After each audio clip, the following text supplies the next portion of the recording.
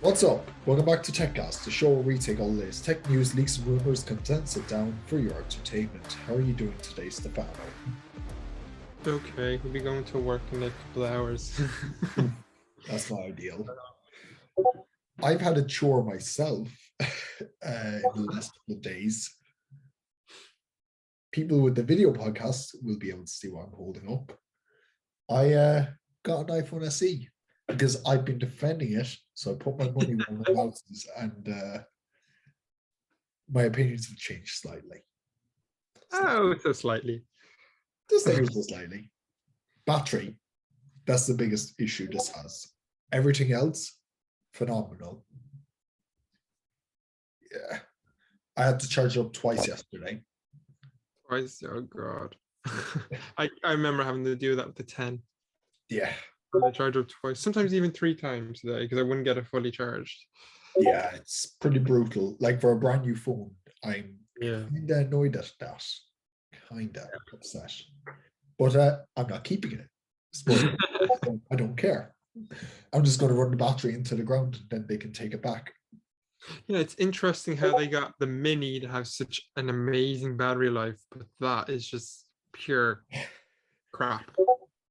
It is, in a sense, quite crap. But what you also have to think about is that has the same battery as the 13 mini. Same battery as the 13 mini. Exact same size. Yeah, and I can't get through the day. So Okay, something has to be wrong. It has the same chip, I'm presuming. it has the A15 Bionic. There's Yeah. 5G. I'm not using 5G. I'm literally using 4G because my carrier doesn't have it yet. It has like proper performance. Like I've edited a video, spoiler alert, on this. Okay. And I filmed plenty with it. I essentially treated how I treat my 12 and just couldn't cut it. That's odd because even with if you compare it to the 13 mini, which my sister has, she Yeah. went from a 7, the regular 7 to the mini, Oh, and she's able to use it all day, full screen brightness. Her 7, she used to have it right down to the bottom of the screen brightness. Snapchat, she constantly have it on the charger when using it for like Snapchat audio calls and stuff like that. This phone, no, she keep in plugs it in mind, at the end of the day. I'm using mine at full brightness like I would with my 12. I have it on low power mode like I would with my 12. Um, I'm listening to music through my headphones with it. So I'm taking photos. Yeah. And I have my Apple Watch connected to it. So it's not like I can just switch back easy. Yeah. So If it has this, it has a worse screen, which shouldn't use as much power, has the same chip as the mini, has the exact same battery size. What is going wrong here? I'm very curious if this got an OLED, would it be much better? Because the OLED screen, Yeah. I'm very curious because at the moment it's LCD. And one little thing that bugs me, and it's not something that everyone will notice, when you're looking at off axis, you can kind of see a vignette for whatever reason. But that's just me being nitpicky at this point. It's a fine screen, like the market this is targeted at, it's fine. I'm not gonna complain about it too much. Well, also the market that it's targeted at also has much better options for sometimes Exactly. cheaper as well. This is targeted, and this is what I've been trying to say on Twitter. This is why I got the SE, because people wouldn't believe me when I was saying this. People were kicking a fuss about it. I put my money where my mouth is. I picked up one of these things. Essentially, what the market is people who are like your sister. They're upgrading from the 7. They want to keep their home button. They want to keep everything, but they don't want to spend a whole lot. They'll just go into the store, say, I have an upgrade for my 7. What's the new iPhone? They'll give them this because they don't care what the camera's like. They just want something decent. And yes, I have done the obligatory Snapchat tests and it's okay. Like it is actually fine. Better than my 12 in some aspects. So I'm just curious of where it's losing all that power. If it's the exact same battery size, it's the LCD. Well, probably isn't as power efficient as an OLED. It's still small and it's only 720p, so it's not Yeah, hugely inefficient. it's Um, not, no. Although I got 7 so far in the since I've been using this thing, and the last 24 hours, I've gotten 7 hours and 19 minutes of screen on time. oh, So that's actually decent for a phone that's that's having charged it twice. oh, okay. Well, like yesterday, I got about 6 hours of screen on time in total between charging and everything, which is fine. You just need to make sure that this thing is plugged in before you go out. Let's see. Let's see what my phone is to see the. And we're going to do it because, everyone says we need to check the structural integrity. No. Oh, I'm not going to do that. But I'm just confused because when we went from the 12 to the 13 mini, the 12 mini still had basically as bad battery life as the SE almost. Yeah. It was only slightly better. Then they did, I think it was the power consumption of the chip they changed for the 13 and it got a lot better. Yeah, I think It makes no I don't sense know. that has such bad battery life. Maybe it's a setting. I don't know, but I've given it a fair chance. Like it's just a crap battery. Now, crap in for me. Now, if you're just someone who uses it for the odd text, answering an email here and there, browsing the web here and there, it's a fine for a light use phone. But my God, if you're a heavy user, do not do this. Do not. Yeah, I'm not happy with how that's gone. So, tech news. uh, what have we got to discuss this week? Oh yeah, Apple will now start declining to repair iPhones that have been stolen. What do you think of that? No. I don't know because you mightn't have known you've bought a stolen phone, but at the same time, someone that has stolen it coming in to get it repaired, you won't. But to be honest, you won't. Well, the repair shop won't really know. It's only And if it's an authorized Apple certified repair service. So I can still go into the local phone shop and get them to swap out a screen. That's no problem. But yeah, it's just weird. I'm just curious because what's the issue? I don't get what the issue is with fixing a phone that was stolen. Because Apple. That's why. Like I would only refuse trying to get information off a stolen phone, Yeah. but not fixing it. I think that's what they mean. I think sort of like a logic board replacement or something like that. Phone's been marked stolen. They probably won't replace the logic board, but they probably will still fix the screen because Yeah. that doesn't involve data or anything like that. Yeah, hopefully that's what it is. Because I would understand not wanting to leak information, but also fixing shouldn't be stopped just because it was stolen. Yeah. Well, what they could also do if they know it was stolen is maybe, I don't know, I was going to say they take it in, they fix it up and sell it off, do what they need to do. Yeah. But then they if it's someone that bought it that didn't know it was stolen, that's kind of not really Yeah, I can see that. I can see that. that fair. So I don't know. There's probably the only solution is just to fix it. Yeah, that's pretty much it, to be honest. And if I'm being honest here, this feeds into our next topic, right to repair. Yeah, PCM everyone get typing, tag us at Store Pod. Out of context, here we go.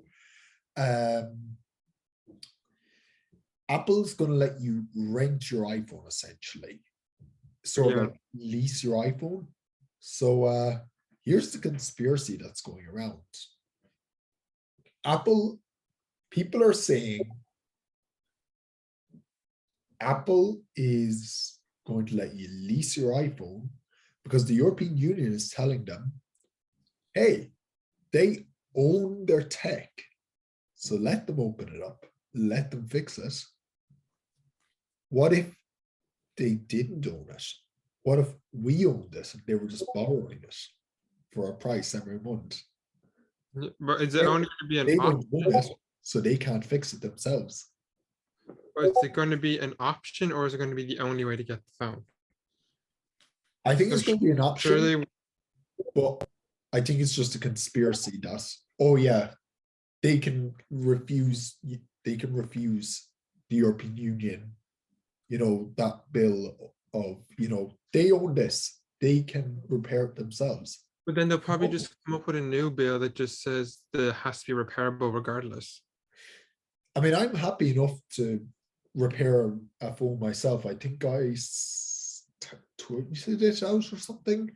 I fixed the screen on an old iPhone 10. It Yeah. was an easy enough process. It's definitely harder to do than some repairs. So I can see Apple, saying, no, no, bring it to us, we'll be fine. But just sell me the replacement parts. Sell me the tools to do it. Don't make me go on Amazon for it. Yeah. Yeah, sure. I don't know really what the story with that is. But yeah. I don't know. The way they go on about repair and stuff. Any company does that. It's just the only difference is they do let the consumers have the choice of going through them or buying the parts. That's Yeah, the only. it's the same with a carrier. Oh yeah, you can rent it off us, and after 12 months we'll let you get a new one, and just we'll tag it onto your bill. Or you could just, not be entitled to anything and just, yeah, what the hell? Volume should be turned up. I don't care. Apple, go away. Yeah. So the idea of right to repair is difficult. And we talked about in our last episode, the Mac Studio. And do you think the Mac Pro Apple Silicon will be upgradable?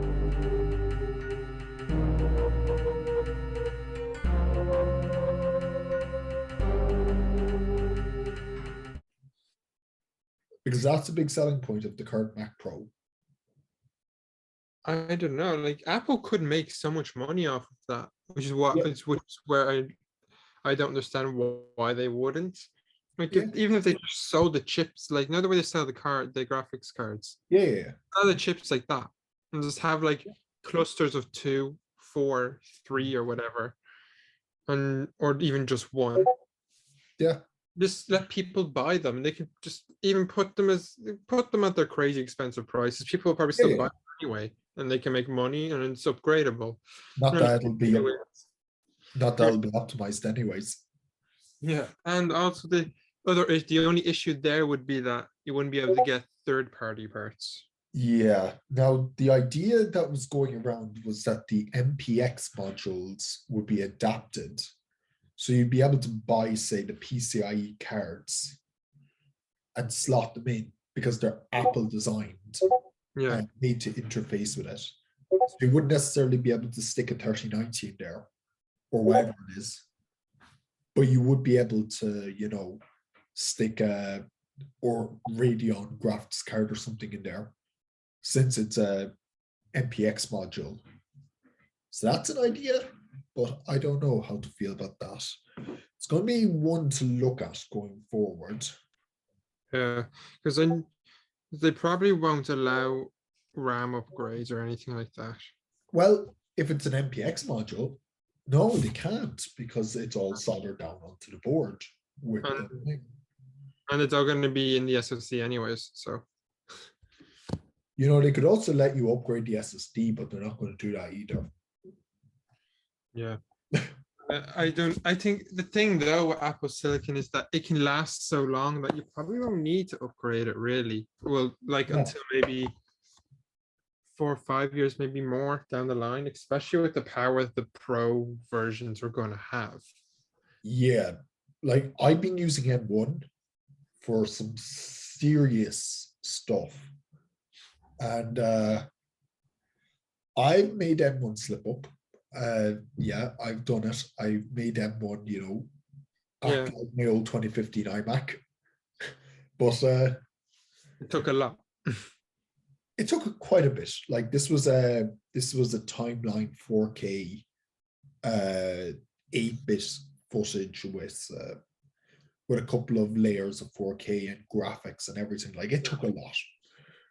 Like I actually when I back 2020, geez, maybe 2 years soon. Back in 2020, when I got my the M1 MacBook Pro, when they launched, um, Yeah, I was editing. It wasn't even that much of a video. It was recorded in 4K, but just like one stream of video. yeah. I think there was text on it and it was color graded. Mhm. And the very first second when I hit play at the start, the very first second is it like lagged a little bit. It like lagged and stopped a little bit, and then we just went on and played the rest fine. Yeah, As well, you see, what my issue was is, as and before, though, everything was optimized. So I'm not able to show this file yet, this timeline, but I'll send it to you privately. But yeah, I was able to do the whole timeline. It was perfect. But I started adding layers and layers and layers and layers of text. yeah, So that's what did it. Like there was like 6 layers of text or something. So it was quite a bit of text. yeah. And So the way around that was just to render it out. before your Mac Mini went to shit, Yeah. did it did did it ever have any of those problems? Because I know the MacBook Air gave you those. For Yeah. the Like, Mac Mini have it.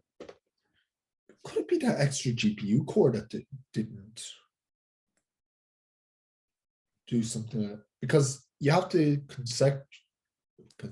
you have to contextual, you have to Contextually. yeah, contextualize. There you I go. didn't have that Mac Mini for long, and this video I edited, well, there's 6 of them, but 6 versions of the same video. Um, this is the most powerful thing I did, like the most intensive thing I did on M1 so far. And the fact that I would have had to have a 16-inch MacBook Pro a few years ago to do this, Oh yeah. pretty special. I'm It's willing to put up with a few hiccups here and there because this is still doing fine. Like, I'm just curious because I had the M1. I was already said I had the M1 13-inch. I yeah, got the 16 gigs of RAM instead of the 8 gigs, and I think I upgraded the CPU up one notch because I got the unbinned yeah. version of it. Which actually, wait, did the Pro get the bin No, version? I didn't do just Oh, okay. look at So the M1. Pro didn't get the bin version. So I had the 8 core with the 16 gigs. And I still also managed to make it hiccup a little bit. That could have also just been an optimization thing. It just It lost. might have been, yeah, because I'm using the base model M1. That's the most impressive thing when when they share the timeline with you later. This is a base model M1 that did this, and yeah, it's interesting to see how tech evolved. Maybe then all you need is the extra RAM and the extra the binned core. It might be the big core and a bit of extra RAM. Yeah, if I was going to get another Mac, I'd probably spec out an iMac Well, because yeah, yeah. How's the 27-inch iMac's gone? yeah. So the studio display is there now, so that's not really Yeah. Is, iMac. have you seen Drew's video of is the iMac like does it have a future, the 27-inch iMac? Haven't watched Yeah. it yet, but I'm just curious, yeah, are they just killing off the iMac now and just Well, I or see the future of that iMac is if you're buying a 21.5-inch iMac, you're just looking for a family computer. You're just looking for something, something basic that does the job, maybe a work from home computer.